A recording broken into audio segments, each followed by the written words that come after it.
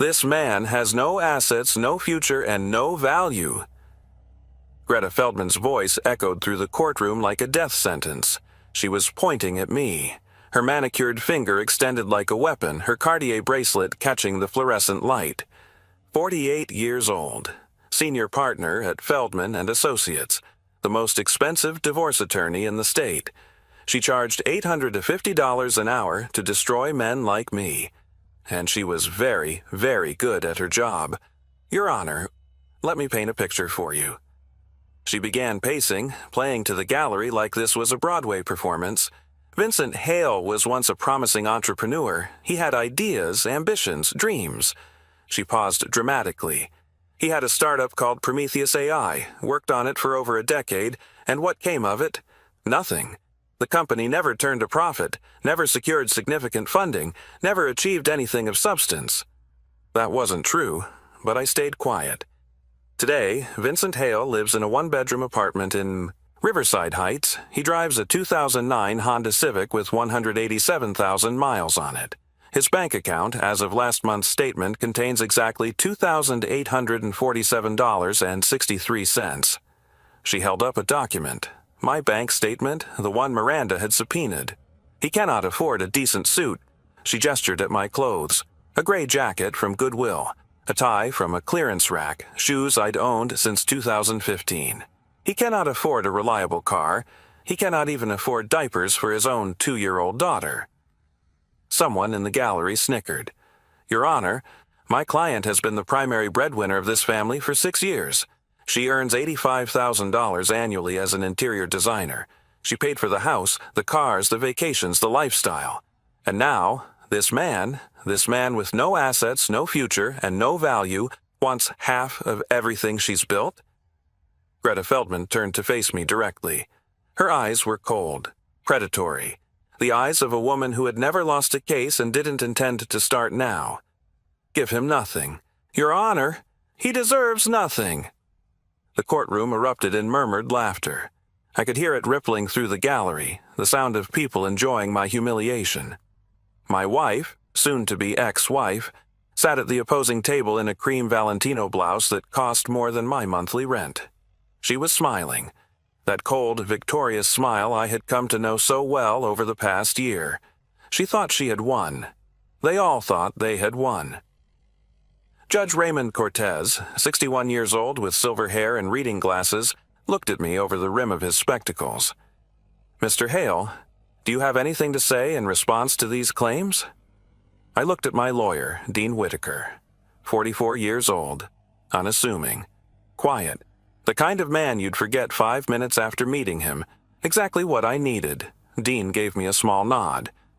I reached into my jacket pocket, pulled out a single business card, placed it on the table, and sat back. The courtroom went quiet. Confused quiet. The kind of silence that falls when people don't understand what they're seeing. Greta Feldman stared at the card like I had placed a dead fish on the table. What is this? Pick it up, I said. Read it. She hesitated. Looked at Judge Cortez, who shrugged. She picked up the card, read it, and went pale. The card was simple. White, elegant, embossed lettering. Vincent Hale, co-founder and chief technology officer, Prometheus A. iSystems acquired by Google, $347 million. Greta Feldman's hand was trembling, just slightly, just enough for me to notice. This must be fake. It's not fake, Dean said, standing for the first time since the hearing began. The acquisition was finalized on December 15, 2023. The deal was confidential, subject to an NDA that has since expired.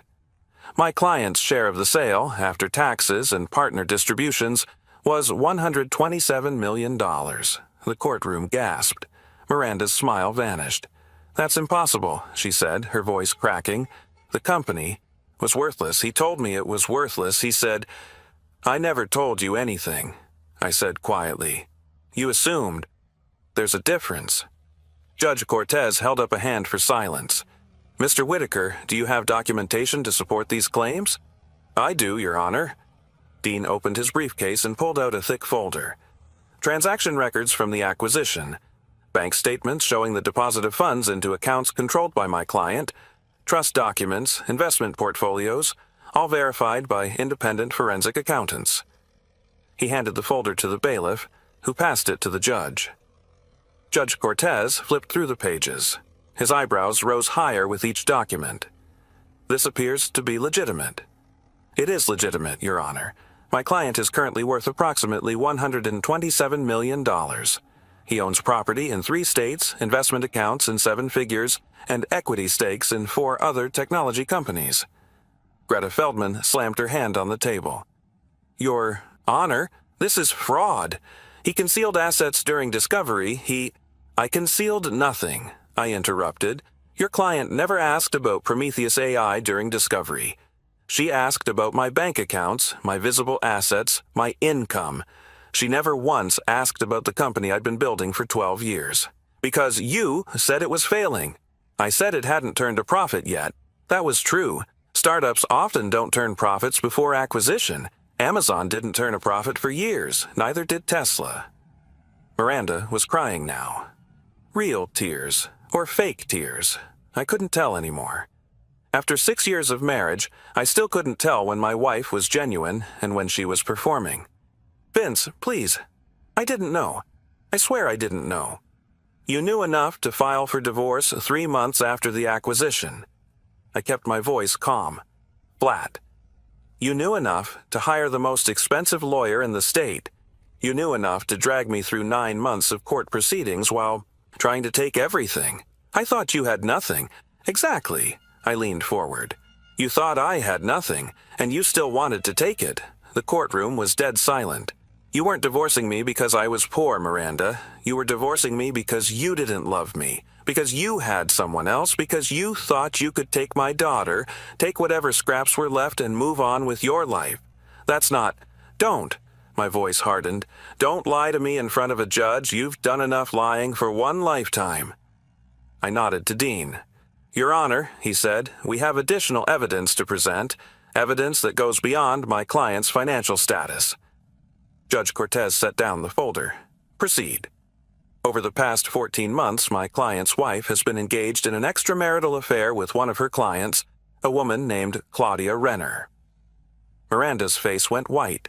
We have photographs, text messages, hotel receipts, and financial records, showing that Ms. Renner has been funding this divorce proceeding in exchange for a percentage of any settlement obtained from my client. Dean pulled out another folder. More documents, more evidence. We also have text messages between Mrs. Hale and Miss Renner, dated prior to the Prometheus acquisition, in which they discussed divorcing my client and splitting his assets. Messages that prove Mrs. Hale was planning this divorce long before she knew about the sale, meaning any claim to the acquisition funds would be invalid under the prenuptial agreement they signed in 2018. Greta Feldman looked like she wanted to disappear into the floor. Your Honor, I need time to review these documents with my client. You've had 9 months to review documents, Counselor. Judge Cortez's voice was ice. You've had 9 months to conduct discovery, to investigate, to prepare your case. Instead, you spent those 9 months mocking a man in a cheap suit while your client committed perjury. Your Honor, Mrs. Hale testified under oath that her husband had no significant assets. She testified that the marriage had failed due to his inability to provide. She testified that she deserved full custody because the father couldn't afford to care for the child. He held up the folder Dean had provided. This documentation proves every word of that testimony was a lie. Miranda was sobbing now. Ugly, desperate sobs. I didn't know about the money, I swear. He hid it from me. You didn't need to know about the money to tell the truth, Judge Cortez said. You chose to lie because you thought it would benefit you. You chose to paint your husband as a failure, a deadbeat, a man without value. Your attorney's words, because you thought the truth didn't matter. He set down his gavel. The truth always matters, Mrs. Hale, especially in my courtroom. Let me tell you how I got here. My name is Vincent Hale. I was born in 1984 in San Jose, California, the heart of Silicon Valley. My father was an electrical engineer at Intel. My mother was a high school math teacher. They weren't wealthy, but they valued education, hard work, and the belief that technology could change the world. I believed it too. I wrote my first line of code when I was 11, built my first computer from spare parts when I was 14, got a full scholarship to Stanford, where I studied computer science and fell in love with artificial intelligence. In 2012, at 28 years old, I started Prometheus AI with my college roommate, Nathan Briggs. We had a simple vision: build AI systems that could help businesses make better decisions. Predictive analytics, machine learning, neural networks, the kind of stuff that sounds boring until you realize it's worth billions. For years, we struggled, pitched to investors who didn't understand what we were building, worked 18-hour days in a garage that didn't have heat in winter, survived on ramen and energy drinks, and the stubborn belief that we were onto something. By 2016, when I met Miranda, Prometheus was finally gaining traction. We had a handful of corporate clients, a small office, and revenue that almost covered our expenses. I was 32 years old, tired, lonely, ready for something more than code and pitch decks. Miranda Vasquez was 28, beautiful, ambitious. She was an interior designer working on the office space of one of our clients. We met at a networking event, exchanged numbers, and fell into a relationship that felt like fate. We married in 2018. I insisted on a prenup. Nathan's advice, and good advice it was. Miranda signed it without much protest, though I noticed a flicker of something in her eyes. Disappointment, maybe, or calculation. I told myself it was nothing. In 2022, Lila was born, my daughter. The most beautiful thing I'd ever created. More beautiful than any algorithm, any product, any company. For a few months, I was happy. Truly happy. Then I started noticing things. Miranda working late. Miranda's phone always face down on the table. Miranda taking calls in the other room, laughing in a way she never laughed with me. In January 2023, I hired a private investigator. By June 2023, I had everything I needed. Her name was Claudia Renner, 45 years old, wealthy, divorced twice. One of Miranda's biggest clients, a woman who paid $200,000 to have Miranda redesign her penthouse in Pacific Heights. Their affair had started sometime in late 2022 during the penthouse project. What began as professional admiration became personal, then physical, then something else entirely. The PI documented everything: photos of them together at restaurants, hotels, private clubs, records of gifts Claudia bought for Miranda, jewelry, handbags, a weekend trip to Napa that Miranda told me was a design conference. But the most damning evidence was the text messages. Claudia, when are you going to leave him?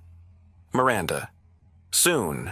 I'm just waiting for the right moment. Claudia, the prenup? Miranda, his company is worthless. Even if it sells, there won't be much. I'll get the house, the car, child support, enough for a fresh start. Claudia, and then we'll be together? Miranda, and then we'll be together. I promise. That conversation was dated March 2023, 9 months before Google acquired Prometheus AI for $347 million. When I read those messages, I felt something I hadn't expected. Not anger, not heartbreak, relief. Relief that I finally understood. Relief that I wasn't crazy for sensing something wrong in my marriage. Relief that I could stop pretending everything was fine. And then I felt something else. Determination. If my wife wanted to play games, I would play games, and I would win. The acquisition talks with Google started in August 2023. By then, I knew 3 things. 1, my wife was having an affair and planned to divorce me. 2, my company was about to be worth a fortune. 3, I needed to protect my assets without breaking any laws. I consulted with 3 different lawyers. All of them told me the same thing.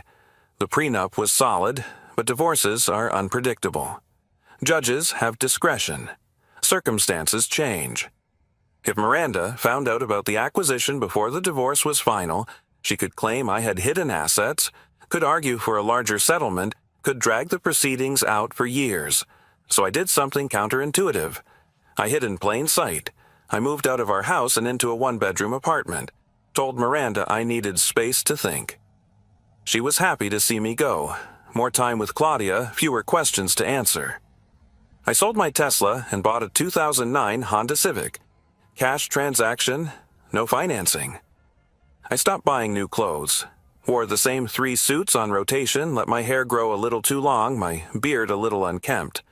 I closed my visible bank accounts, the ones Miranda knew about, and moved the money into trusts, holding companies, investment vehicles that wouldn't show up on a standard financial disclosure.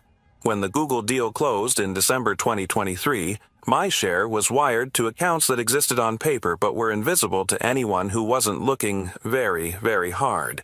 And Miranda wasn't looking. Why would she? She already knew I was a failure. She'd decided that years ago. When she filed for divorce in February 2024, she didn't ask about Prometheus, didn't ask about acquisitions or stock options or company valuations. She asked about bank accounts, real estate, vehicles, the standard checklist of a spouse trying to squeeze blood from a stone. I gave her exactly what she asked for, a stone, and I waited. The hearing on March 15, 2024, was supposed to be Miranda's victory lap. Her attorney had spent 9 months building a case around one central narrative. Vincent Hale was a failure who couldn't provide for his family, and Miranda Hale was a successful professional who deserved everything. They submitted financial documents showing my meager bank account. They submitted testimony from friends and family describing my obsession with a failing company. They submitted psychological evaluations suggesting I was detached from reality about my business prospects. They built their entire case on the assumption that I was worthless, and then I placed that card on the table. The aftermath was swift. Judge Cortez called a recess to review the evidence Dean had submitted. When we reconvened 2 hours later, his demeanor had changed completely. "I've reviewed the documentation provided by Mr. Hale's counsel," he said. "The acquisition of Prometheus AI by Google is verified. Mr. Hale's current net worth is approximately $127 million. The prenuptial agreement signed by both parties in 2018 is valid and enforceable." Miranda's lawyer tried to object. "Your Honor, the prenup was signed under duress. My client was young, in love, she didn't understand. The prenup was reviewed by independent counsel on both sides," Judge Cortez interrupted. "Mrs. Hale had her own lawyer explain every clause before she signed. This argument is frivolous and I will not entertain it." Greta Feldman fell silent. "Furthermore," the judge continued, "I've reviewed the text messages and financial records showing that Mrs. Hale planned this divorce prior to any knowledge of the Prometheus acquisition. This means the acquisition funds are not marital property under the terms of the prenup." Miranda made a sound, a small wounded noise like an animal caught in a trap. Additionally, Mrs. Hale's testimony regarding her husband's financial status was demonstrably false. She stated under oath that he had no significant assets when she knew, or should have known, that he was a co-founder of a technology company. At minimum, this represents a reckless disregard for the truth. At worst, it constitutes perjury. "Your Honor, I can explain," Miranda started. "You'll have plenty of time to explain, Mrs. Hale, to the district attorney if they choose to pursue charges." Judge Cortez removed his glasses. "In the matter of custody, I am awarding primary physical custody to Mr. Hale. Mrs. Hale will receive supervised visitation twice monthly, pending a psychological evaluation and parenting assessment." "No!" Miranda stood, her composure finally shattering. "You can't take my daughter. I'm her mother. You're a mother who lied under oath, conducted an extramarital affair, and conspired with a third party to defraud her husband. Until I'm satisfied that you can provide a stable, honest environment for your child, visitation will be supervised." He picked up his gavel. "In the matter of asset division, the prenuptial agreement is upheld. Mrs. Hale is entitled to assets acquired during the marriage that are not covered by the prenup, specifically the marital home and one vehicle. Everything else remains Mr. Hale's separate property." He looked at me. For the first time, I saw something like respect in his eyes. "Mr. Hale, I apologize for the spectacle you endured earlier in these proceedings. The court should never have allowed such inflammatory rhetoric without challenge." "Thank you, Your Honor." The gavel came down. This matter is concluded." Miranda tried to speak to me outside the courtroom. Vince, please, let me explain." I kept walking, Dean at my side, briefcase in hand, the March sun warm on my face. "I didn't know about the money. If I had known—" I stopped, turned. "If you had known what, Miranda? You would have stayed? You would have loved me?" I shook my head. "You were planning to leave me when you thought I was worthless. You were going to take my daughter and disappear with your girlfriend and whatever scraps you could squeeze from a man you called no value. I never said. Your lawyer said it. With your approval, in open court."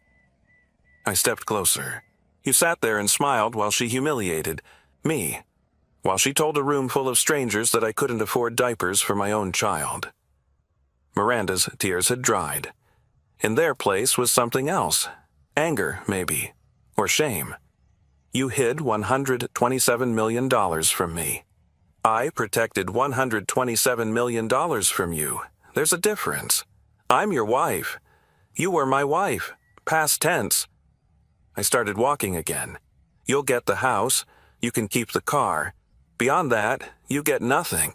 Not because I'm cruel, because you signed a prenup and you chose to violate our marriage and you chose to lie under oath.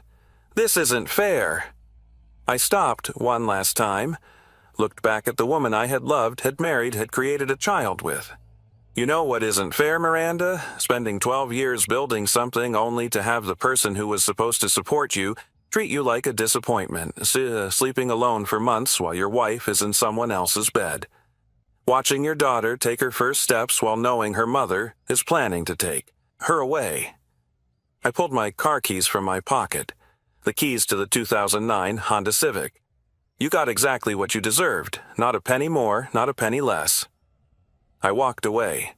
I didn't look back. Claudia Renner's involvement became public 2 weeks later. The text messages, the financial records, the scheme to split my assets, all of it was entered into the court record, which made it accessible to journalists. A reporter from a local business paper picked up the story, and it spread from there. Tech CEO's wife conspires with lover to defraud him, made for a compelling headline. Claudia's reputation was destroyed. Her social circle, the wealthy philanthropists and charity board members she had cultivated for decades, turned their backs. Her interior design clients canceled contracts. Her ex-husbands used the publicity to reopen their own divorce settlements. The last I heard, she had sold the penthouse Miranda designed and moved to Arizona. Miranda faced her own consequences. The district attorney declined to pursue perjury charges. Too much trouble for too little gain, they said. But her professional reputation was shattered. Clients stopped calling. Her firm let her go. The house I had given her in the settlement was sold within 6 months to cover legal fees and living expenses. She moved in with her mother in Sacramento. Gets to see Lila twice a month, supervised, at a court-approved facility. I don't hate her anymore. I did, for a while. But hatred takes energy, and I have better uses for my energy now. I have a daughter to raise. 2 years have passed since that day in court. I'm 42 now.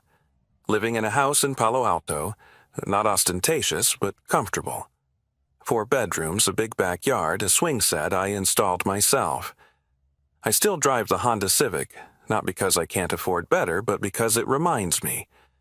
Reminds me of the months I spent in that 1-bedroom apartment, pretending to be broke, waiting for my moment. Reminds me that the outside doesn't always reflect the inside. Lila is 4 now. She starts preschool in the fall. She has my eyes and her mother's hair and a laugh that sounds like music.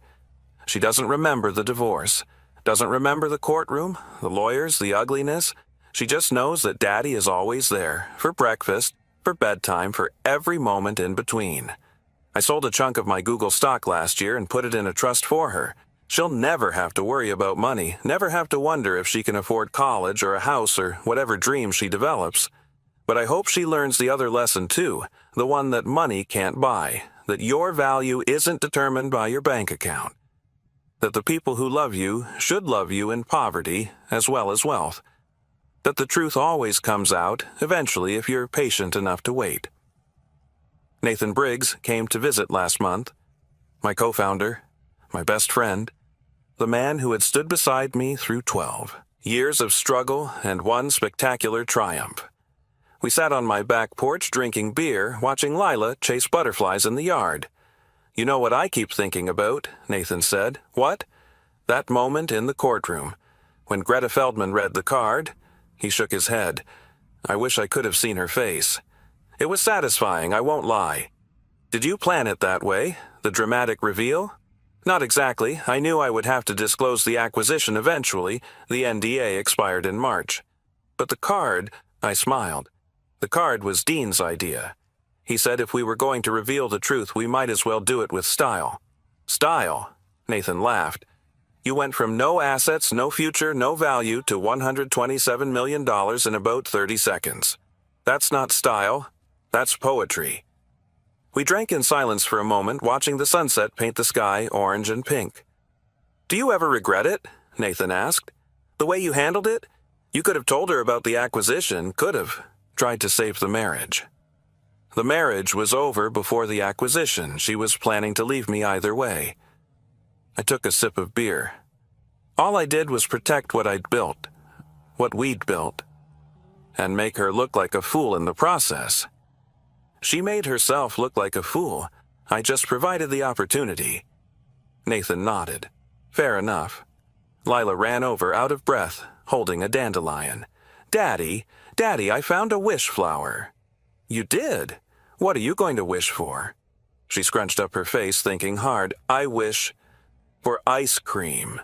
"That's a good wish. Maybe it'll come true after dinner."